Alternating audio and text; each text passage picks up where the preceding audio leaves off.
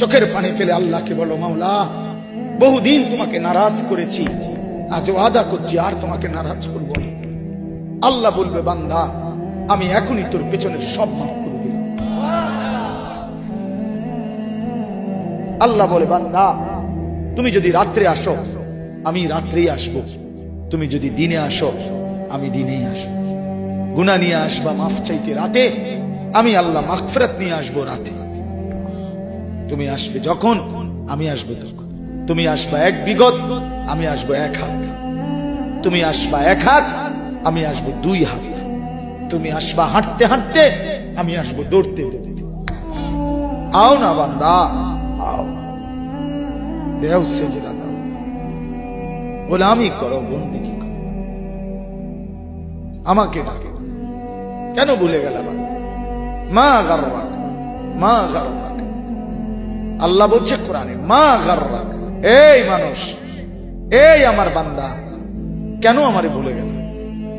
কেন ভুলে গেল? আমি কি সৃষ্টি করি নাই? আমি কি অঙ্গ প্রত্যঙ্গ দেই নাই? আমি কি এমন সুন্দর সুঠাম স্বাস্থ্য বানাই নাই? আমি কি এই চমৎকার চেহারার আকৃতি দেই নাই? আমি কি দুইটা চোখ দেই নাই? আমি কি একটা জিহ্বা দেই নাই? আমি কি দুইটা ঠোঁট দেই নাই? আমি কি তোমাকে বানাই নাই? বলে বলো না ছেলেরা, উত্তর দাও ভাই, রাত গভীরে উত্তর দাও।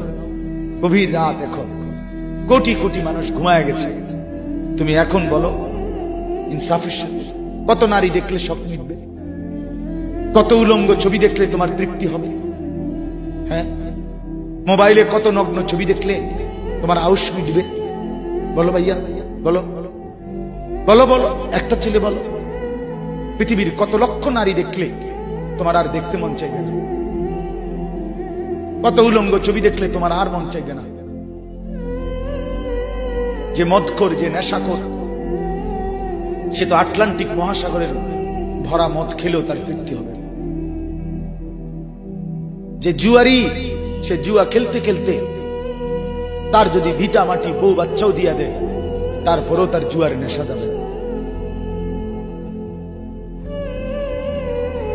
যে নারীতে আসক্ত, তার তৃপ্তি হয়।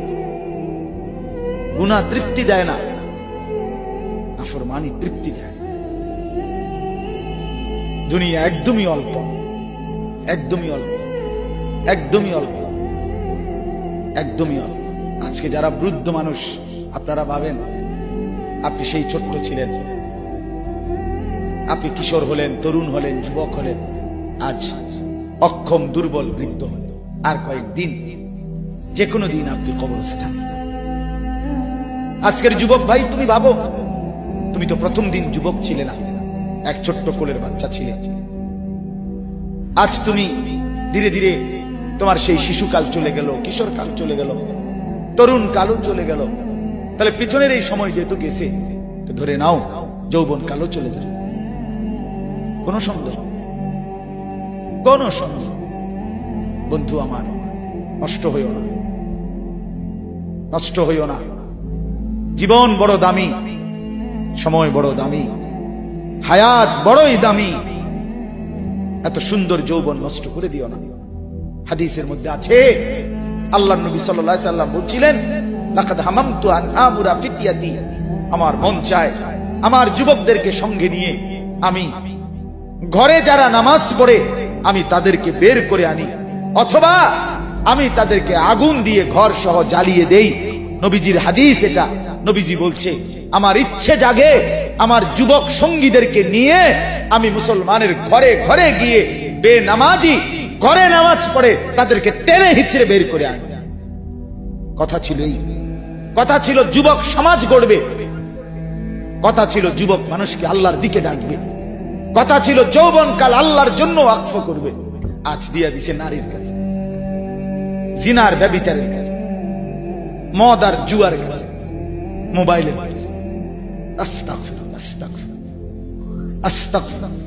এক নারী এত দরকার, এক মেয়ে এত দরকার যে দুনিয়া ভুলতে হবে, আখিরাত ভুলে যেতে হবে, সমাজ ভুলে যেতে হবে।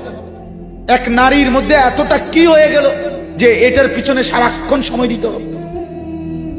এটা কি এমন আশ্চর্য বস্তু? নারী আর পুরুষের, স্বামী আর স্ত্রীর মিলনেই তো পৃথিবীর সেই আদম হাওয়া থেকে এই পর্যন্ত মানুষের ধারাবাহিকতা। এটা তো একটা স্বাভাবিক প্রক্রিয়া। হাজারো কোটি মানুষ পৃথিবীতে স্বামী আর স্ত্রীর পবিত্র বন্ধন হইছে, তো সেটা তুমি একটু অপেক্ষা করলে তোমার জীবনও আসবে। কথা বলেন না কেন? এটা একটা সহজ বিষয় না। আল্লাহ তাআলা আমাদেরকে বুঝার তৌফিক দান করেন।